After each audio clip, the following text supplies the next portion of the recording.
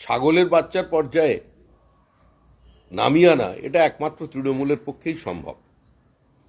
বাংলা বহু চর্চিত, সমস্ত প্রদেশ অপেক্ষা করে আছে কখন পরিযায়ী শ্রমিক পাবে। গোটা কর্ণাটক প্রদেশ অপেক্ষা করে আছে কখন মেধা তাদের কাছে এসে পৌঁছবে। 14,60,000-এর বেশি শিক্ষিত তরুণ তরুণী। অন্যান্য প্রদেশ অপেক্ষা করে আছে যে বাংলা থেকে পুঁজি সরে আবার কখন তাদের রাজ্যে ঢুকবে, কারণ এ রাজ্যের পুঁজিপতিরা সবাই এখন পুঁজি সরিয়ে অন্য রাজ্যে নিয়ে চলে যাচ্ছে। এখন মমতা বন্দ্যোপাধ্যায় থাকলে বা মমতা বন্দ্যোপাধ্যায় গেলে বাংলার রাজনীতির কোনো মৌলিক পরিবর্তন হবে বলে মানুষ বিশ্বাস করে না, বরঞ্চ দেশবাসী খুশি হবে যে এই সরকারটা চলে গেলে একটা শিল্পবান্ধব, মেধার মর্যাদা দিয়ে নিয়োগ করা এ ধরনের একটা সরকার এখানে আসবে। মায়ের মাংস চিবিয়ে খাবার উদাহরণ এটাও তৃণমূলের পক্ষেই দেওয়া সম্ভব। কিন্তু প্রশ্ন হলো, এই ফিরহাদ হাকিম তো বলেছিলেন পার্থ চট্টোপাধ্যায় গ্রেপ্তার হবার দুদিন আগে যে পার্থদা কোনো ভুল করেননি, যদি কোনো ভুল হয়ে থাকে, অন্যায় হয়ে থাকে, সেটা সকলের কালেকটিভ রেসপন্সিবিলিটির কথা বলা ফিরহাদ হাকিম আজকে উনি হঠাৎ নতুন করে আত্মসমীক্ষা করার কথা বলছেন দলকে, বা তাদের নতুন তরুণ তরুণীদের উপদেশ দিচ্ছেন, এটা পুরো আশ্চর্যের ব্যাপার। গোটা তৃণমূল কংগ্রেসই এই দুর্নীতিটার সঙ্গে যুক্ত, তাদের অনুমোদনে অনুপ্রেরণায় এটা সংগঠিত হয়েছে। কেউ কাউকে চোর বলে অন্যজন দায়িত্বমুক্ত হয়ে যাবেন এটা মনে করার কোনো কারণ নেই। মানুষ এতটা অচেতন নয়। সুব্রত বক্সী বলছেন যে অভিষেক সম্পর্কে মমতাকে সামনে রেখেই লড়াই করবেন অভিষেক, লড়াই থেকে পিছিয়ে আসবে না অভিষেক। আর কুণাল ঘোষ তার পাল্টা বললেন সুব্রতবাবুর বাক্য গঠনে হয়তো ভুল হয়েছে এবং অভিষেক পিছিয়ে আসবে কেন, এই ধরনের কথা উঠছে কেন। পাশাপাশি সুব্রত বক্সী এটাও বলেছিলেন নবীন প্রবীণের দ্বন্দ্ব, যারা বিভেদ ঘটাতে চাইছেন তাদের উদ্দেশ্য সফল হবে না। কুণাল ঘোষ পাল্টা বলে উঠলেন যে যারা এত বড় বড় কথা বলছেন, নন্দীগ্রামে হারের পেছনে কাদের ভূমিকা? শুভেন্দু অধিকারীকে চোর বলার ক্ষমতা নেই অনেকের সরাসরি, অনেকে একাধিক মন্ত্রিত্ব নিয়ে বসে আছেন কিন্তু সরাসরি বিজেপি বিরোধিতা শোনা যায় না। দেখুন, তৃণমূলের অন্দরমহলে তৃণমূলই ঝগড়া নিয়ে আমাদের কোনো উৎসাহ নেই, মানুষেরও নেই। মুখ্যমন্ত্রী মমতা বন্দ্যোপাধ্যায় প্রতিদিন চ্যালেঞ্জড হচ্ছেন, তার অথরিটিকে চ্যালেঞ্জ করা হচ্ছে।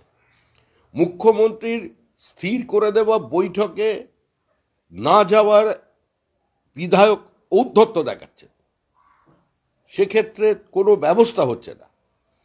কার্যত দলের সর্বোচ্চ পদে যিনি আছেন সেই সুব্রত বক্সী তার বক্তব্যের সমালোচনা করছেন তারই নিয়োগপত্র পাওয়া সাধারণ সম্পাদক।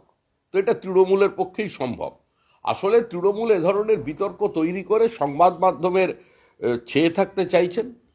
তাদের প্রাতিষ্ঠানিক দুর্নীতি, লুট এবং তাদের বিরুদ্ধে তদন্ত এবং বিভিন্ন নথি সামনে আসা থেকে তাদের দৃষ্টিকে যাতে দূরে সরিয়ে রাখা যায় সেই চেষ্টা করছেন। একদিকে বিচার ব্যবস্থার বিরুদ্ধে কদর্যভাবে আক্রমণ করছে, আর অন্যদিকে এ ধরনের বিবৃতি দিচ্ছেন। বিদায় আসন্ন এটা সুব্রত বক্সীও জানেন, কুণাল ঘোষ একটু বেশি ভালো করে জানেন।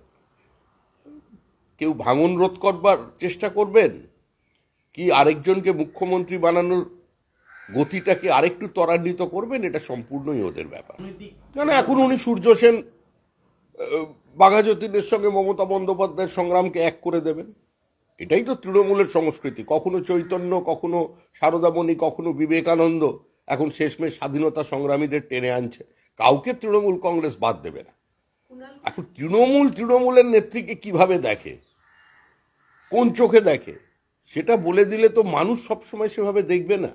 তো সুতরাং এ ধরনের বিবৃতির অর্থ কি আছে? এই মন্তব্য উঠে এসেছে, কুণাল ঘোষ বলেছেন মমতা বন্দ্যোপাধ্যায় রামকৃষ্ণ, অভিষেক বন্দ্যোপাধ্যায় বিবেকানন্দ। তার মানে ভবতারিণীর মূর্তিটা এবার সরে যাবে দক্ষিণেশ্বর থেকে। স্কাই ওয়াক হয়েছে তো ওইটা দিয়ে নেমে আর কি মমতা বন্দ্যোপাধ্যায়ের মূর্তি বসবে ভবতারিণীর ওখানে, আর এখানে বেলুর মঠ দখল হয়ে সেটা তৃণমূল কংগ্রেসের অফিস হয়ে যাবে। এই দিকেই চলেছে। আরে উনি আনতে বাধ্য, সব সময় সবাই মুখ খুলবে, সময়ের অপেক্ষা। কোর্টের নির্দেশে এবং নজরদারিতে তদন্ত চলেছে। কেন্দ্রীয় তদন্তকারী সংস্থার গতি একটু স্লথ হয়ে যাচ্ছে বলে মানুষ ক্ষুব্ধ হচ্ছে, বিভিন্ন জায়গায় কোর্টও তাদের সমালোচনা করছে। আবার হাইকোর্টের প্রধান বিচারপতি তার স্বামীকে ডেকে পাঠানো হচ্ছে। এইভাবে অস্বস্তি তৈরি করা হচ্ছে। ও সময়ে সব তৃণমূলের বীরপুরুষরা মুখ খুলবে। বিজেপির এফিডেভিট কবে চাইবে সে দিনক্ষণ ঠিক করে নিন। তৃতীয়বারের জন্য মে মাসের পরে ক্ষমতায় আসবার পর বিজেপি তাদের এফিডেভিট দিয়ে দেবে।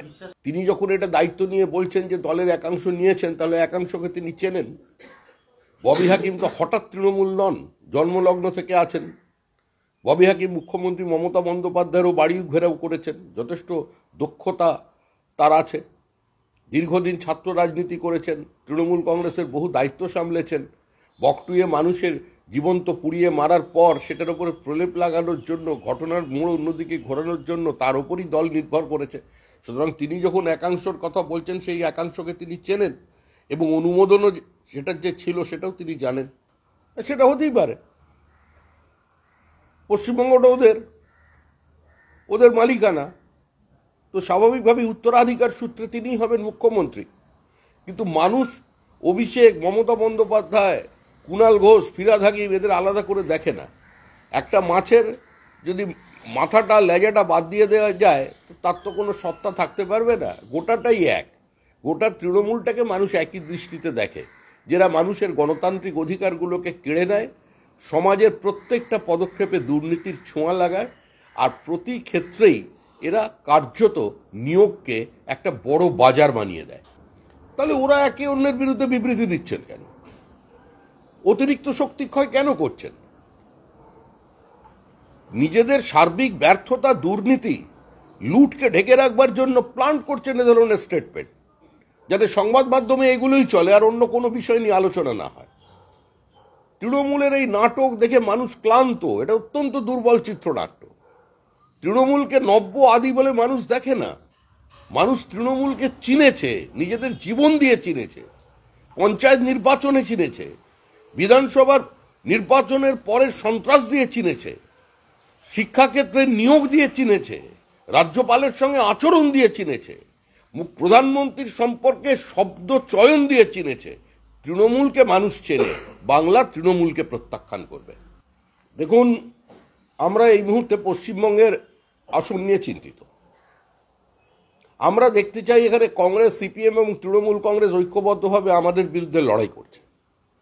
কারণ কার্যত এই জোটের ভবিষ্যৎ কী সেটা মানুষের জানা। জোট রাজনীতি ভারতবর্ষে কে কিভাবে চালিয়েছেন সেটাও মানুষের অভিজ্ঞতার মধ্যে আছে। কংগ্রেস কার্যত তৃণমূলের বিরুদ্ধে গরম বিবৃতি দেওয়ার পর এখন আত্মসমর্পণ করে ফেলেছে। সিপিআইএম একটা কাতর অনুরোধ চালিয়ে যাচ্ছে কংগ্রেসের দিকে তাকিয়ে, যদিও বাইরে হুমকি দিচ্ছেন। তারাও জানে যে কংগ্রেস ছাড়া তাদের কোনো পথ খোলা নেই। দিল্লিতে একই সঙ্গে গিয়ে মিটিং করছেন, প্রাতিষ্ঠানিক লুট দুর্নীতির একটা আইনগত প্রতিষ্ঠা চাইছেন, একসঙ্গে পদযাত্রা করছেন, বিজেপি কেন্দ্রীয় তদন্তকারী সংস্থার উপরে আক্রমণ করছেন, আর পশ্চিমবঙ্গে দাঁড়িয়ে তারা একে অন্যের বিরুদ্ধে আওয়াজ তুলছেন। সুতরাং এই জোটটা সম্পর্কে মানুষ চেনেন। এরা সবাই এক। এরা এই দুর্নীতিকে টিকিয়ে রাখতে চায় নিজের নিজের রাজ্যে, তার জন্যই এদের লড়াই। তো এই দুর্নীতিগ্রস্ত সুবিধাবাদী জোট, এটাকে মানুষ প্রত্যাখ্যান করবে। তবে জোট তৈরি হবে কিনা, তাতে এত জট, সেটা নিয়ে একটা তাদের চিন্তার বিষয়, আমাদের নয়। কুণাল বলেছেন শুভেন্দুর বাড়িতে গেলেই 350 কোটি টাকা উদ্ধার হবে। কি বলবেন? তাদের তো নিজস্ব একটি দফতর আছে এই ধরনের অর্থনৈতিক দুর্নীতি রোধ করবার জন্য। পাঠিয়ে দিন, সঙ্গে একটা 4 চাকার ছোট লরিও পাঠিয়ে দেবেন, একসঙ্গে নিয়ে চলে আসবে সব টাকা পয়সা। এমনি তো রাজ্যের ভাড়ার শূন্য, রাস্তা সারাতে পারছে না ফিরহাদ হাকিম, আর ওখানে দলের গিয়ে দলকে ঐক্যবদ্ধ রাখার, চুরি করার সম্পর্কে কথা বলছে। এক্ষুনি চলে যান শুভেন্দুর বাড়ি। এসব হাস্যকর কথাবার্তা, এগুলোকে মানুষ গ্রহণ করছে না আর।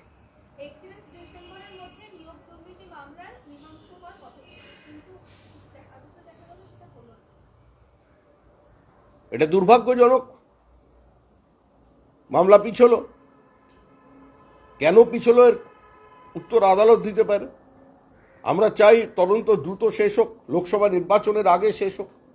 প্রত্যেক মানুষ তো সেটাই চাইছেন, যে যারা প্রকৃত অপরাধী তারা বাইরে ঘুরে বেড়াবেন আর একা পার্থ চট্টোপাধ্যায় ভিতরে থাকবেন, এটা তো চলতে পারে না। শিক্ষাবিদ নয়, শিক্ষাবিদ মন্ত্রী নন, তাহলে উনি হট করে চাকরি বিক্রির বিষয়ে ঢুকছেন কেন?